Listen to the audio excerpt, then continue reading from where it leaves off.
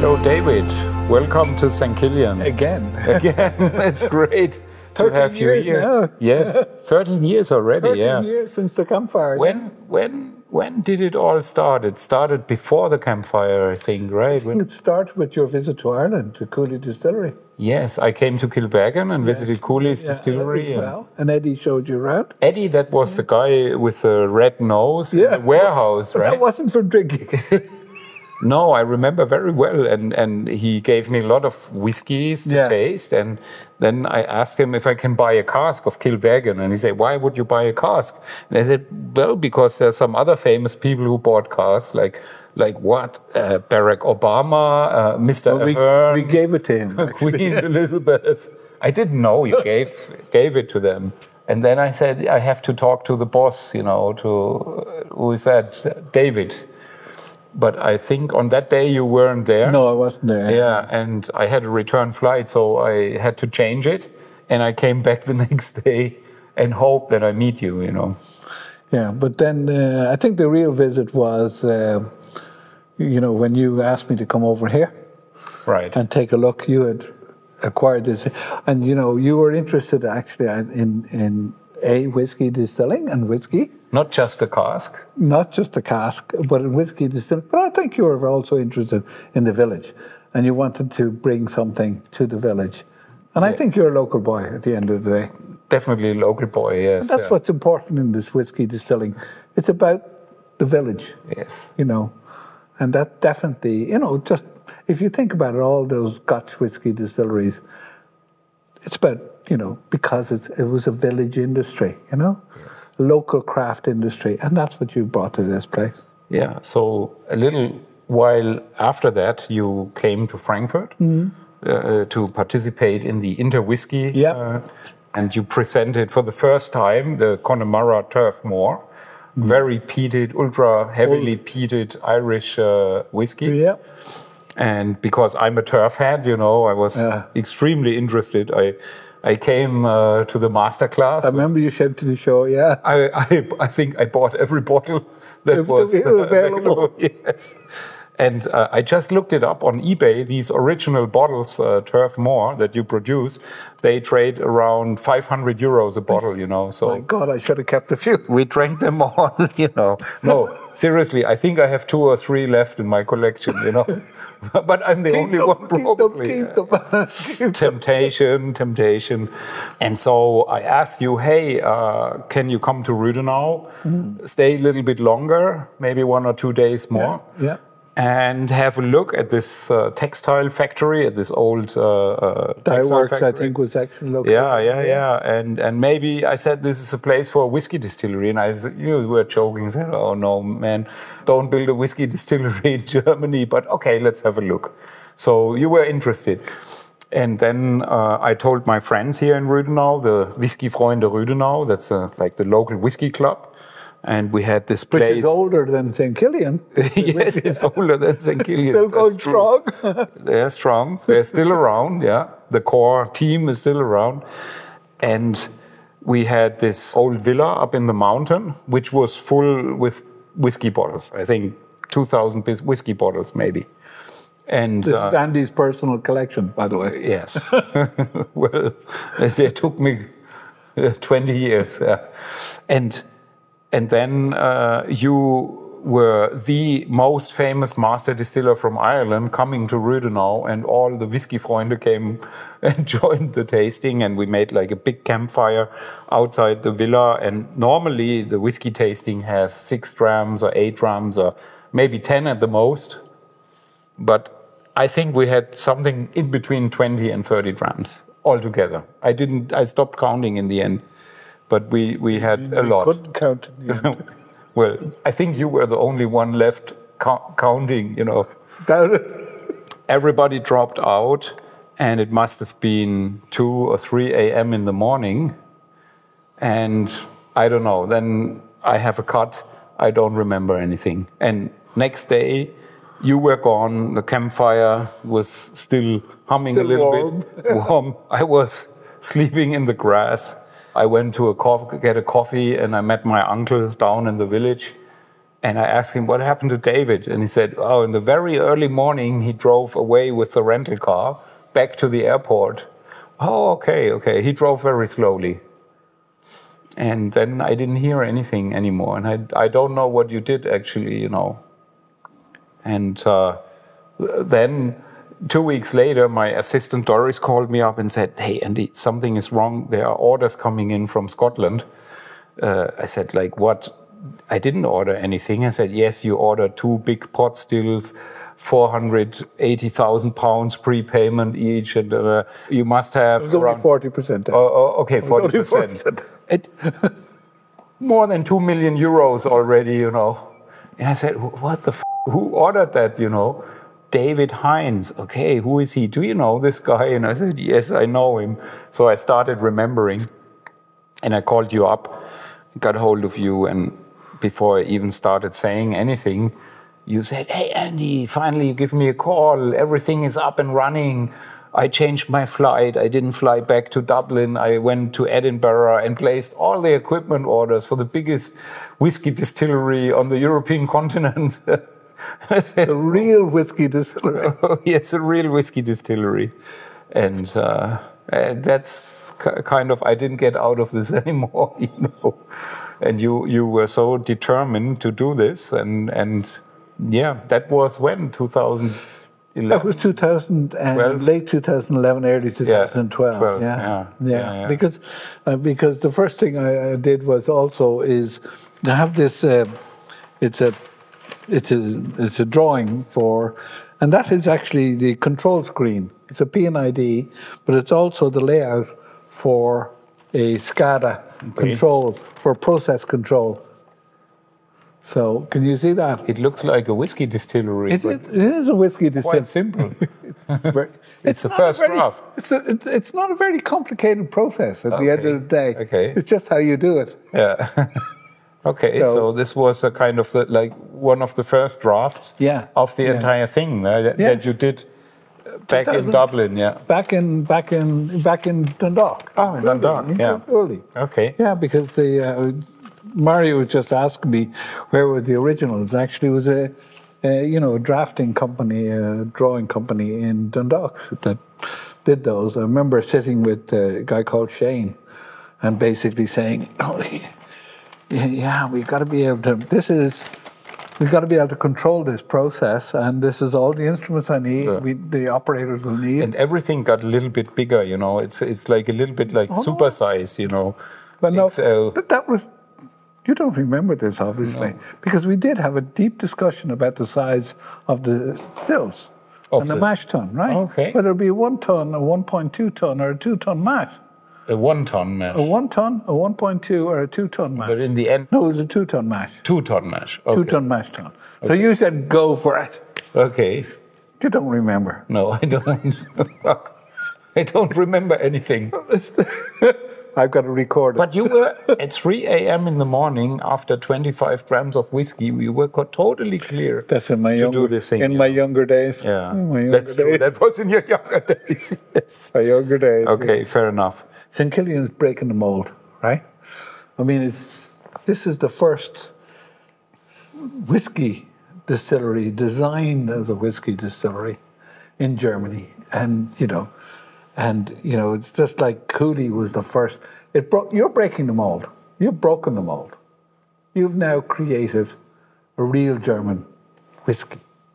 Like Cooley is kind of revitalized the Irish whiskey industry. Broke the mold, right? Because the Irish whiskey industry had a very bad time. It kind of consolidated and came down, and it was a monopoly. One company. Cooley, as an independent company, I mean, powered and engineered by John Teeling and you, kind of came out and just started to redo the industry, right? And a lot of these things, like St. Killian, you were talking earlier about your other career, is always have a business plan. I mean... No, we didn't have a business plan. We had a business idea. An idea. Which is far more important. And a vision, which is far more important than any kind of plan set out for the investment bankers. Sorry, with all due respect. I'm retired. I'm a retired investment banker. So, but it's important to have a vision, and you had a vision, and John Teeling had a vision, right? Yeah. And that's, I mean, it's a bit like, and I don't particularly like him personally, Elon Musk had a vision, right? Yeah. So vision is what's important. You have, when you were an investment banker, you dealt with people who were starting up IT businesses, and they had a vision. And what did you evaluate? Was it their business plan or their vision? Actually, I thought about doing a software company or a whiskey company, you know. And I decided for a whiskey company. You know. If it's good or not, let's see. But you started out, you funded a lot of IT companies, yeah? Software. I helped at least. Yeah, you did. And, you know, one of the things that became clear to me only later on is there are a lot of parallels between St. Kilian and Cooley's. For instance, you mentioned that to me a little while ago. The two pot stills behind us, they are two pot stills of the same size, 6,000 liter size. And I visited, 100, 200 whiskey distilleries, and I almost never, ever saw pot stills of the same size. The spirit still was always smaller than the wash still. Two-thirds the size. Two-thirds of the size, you know. So actually, for a long time, I thought that was a mistake because too much whiskey was consumed, you know, in the engineering process. But you told me the secret is actually that it was deliberately planned like that. Yeah. And that it's the same at Cooley's like at St. Kilian.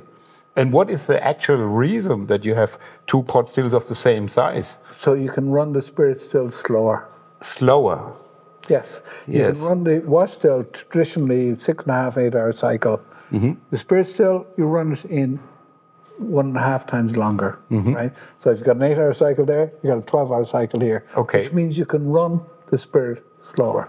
And because you can run slower, you increase the reflux. And because you increase the reflux, you increase the purity and the clarity of the spirit. Yeah, yeah. And don't rush the spirit still. Yeah, you can rush the wash still, but never rush that still. And so that was the amazing thing for me as an investment banker. You know, I'm not an engineer, I'm like a computer scientist and manager guy. There was a big turmoil here, and I thought, okay, do they really know what they are doing, you know? But then in the end, it all came together, and today, if I ask about this detail or that detail, there is a clear, exact explanation why it is like that, and it's always for quality. And for the extra 10 meters to go over the goal, you know, to create a perfect quality, actually. I think if one can say something, that is your handwriting, you know, that's what you did here, you know, you just created something that is really perfect or close to perfect, or at least you try to make it perfect out of your experience. Well, you know, we were breaking monopoly, and it would far too easily for you know, the monopolist to criticize our quality. So we knew we had to be extraordinary, outstanding. Right. Yeah, you know, so in other words, they would say, this is some kind of, you know, not so good. But, you know, we won the prize, as you have. And this is still, and still today, if you look at the Teeling family, I mean, that's your haven, you know, that's where you're coming from. It's all about quality and a premium and winning awards and being on the forefront of new trends and movements. Well, it's not even that. It's about being, you know, it's not even winning awards. It's about quality. It's about,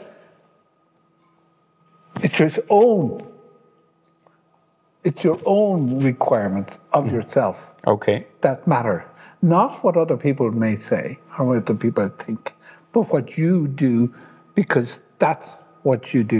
That's what I realized when you flew in today. You came in from Dublin into Frankfurt Airport and you arrived here in Rüdenau. You didn't go to the hotel first. You stopped right here at St. Kilian's and you went to Mario and to the laboratory, you know, and you assembled all the whiskies. and you wanted to taste them, and you wanted to see, okay, what is our online tasting all about? What is the lineup? You know, I mean, obviously some of the things you knew beforehand. I realized that no matter what we told you to do, you know, do an interview here or there, they said, no, this is the first thing I have to do. I have to go straight to the whiskey and have to see what it is all about. It's about the product. Yeah, it's about the product. Yeah, that's amazing. And one of the things you have to, you know, I mean, Mario, I remember when I came here, was it 4 years ago? And tasted his peated malt. Oh yes, yeah, the peated one. Yeah. So Mario, you know, has in the, you know, Leonardo da Vinci's master, right? And he was a pupil, obviously with a master. And when his master saw some of his work, his master said, "The master has surpassed the pupil." The pupil has surpassed the master. Yes, Sorry, too much whiskey. The pupil has cut that. Was that you also appointed him? You gave him a special title, the Wizard of Wood. The Wizard of Wood. Yeah, the Wizard of Wood, because he's experimenting with so many different kind of casks and woods. Like Mario is really a real, not just a master distiller, but a master of all of the. I mean, it used to be that you talk about like the whiskey was created in a distillery. But now we recognize that more than half of the flavor really comes from the wood, and you know, and he is a master of the wood. Yeah, and I think this is very, very important for a whiskey distillery situated in Germany. And you know, we write "whiskey made in Germany" on our label. That we have a master distiller who is comparable to other great master distillers in Scotland or in Ireland or in Japan, who is head on head, face to face, eye to eye with these guys. He does not have to, and can compete on that level. You know, absolutely. Yeah, that's why nowadays Mario is traveling a lot. You know, actually he's going around. He just came back from a trip to Singapore, and he told me he enjoyed it a lot, you know, so I'm really, really glad that we found this guy, and he's coming from Ammerbach, which is right next door, so he's also a homeboy, you know. Actually, St. Killian's just a bunch of homeboys, you know, whipped by an Irish master distiller, you know, to run the ultra marathon and shoot through the goal, you know. Actually, you know, it is, you know, what's really interesting is it's St. Killian that's taking the message around the world about German whiskey. Yeah. And you can compete with the best. That's what we really would like to do, to create this vertical whiskey made in Germany and establish it in the world. And, you know, I mean, right now we have, I don't know, 40,000, 50,000 German whiskey fans, you know, and it's getting more and more. But at some time to have 400,000 or 500,000 international whiskey fans who love whiskey made in Germany and who love to have the latest version of their St. Killian. You know, if it's becoming a couple of million, it would also be good. You know. Thinking about the history of whiskey, which started in Ireland, as you know, and then Scotland, and then America, obviously. But you know, it took an awful long time. It took decades and possibly generations. Japanese have been making whiskey 100 for years. over 100 years. 100 years, but they really didn't get the recognition that they deserved. And so it's going to be a long fight. Maybe with your children will, you know, so Japanese whiskey is now recognized as being a very high quality product. Yeah. So it may take a while, but I'm sure German whiskey, thanks to St. Killian, will get there. We try to do it faster. But it's a lot of work. It's a lot of work. It takes time. We're still a startup, you know, it still feels like a startup. But we're working very hard, and thanks to your help and the great start we enjoyed with your assistance, I think we are very well positioned for the future. Yeah. Thanks a lot, David. And this is to our friendship and to the Irish-German brotherhood. Brotherhood. Sláinte. Sláinte.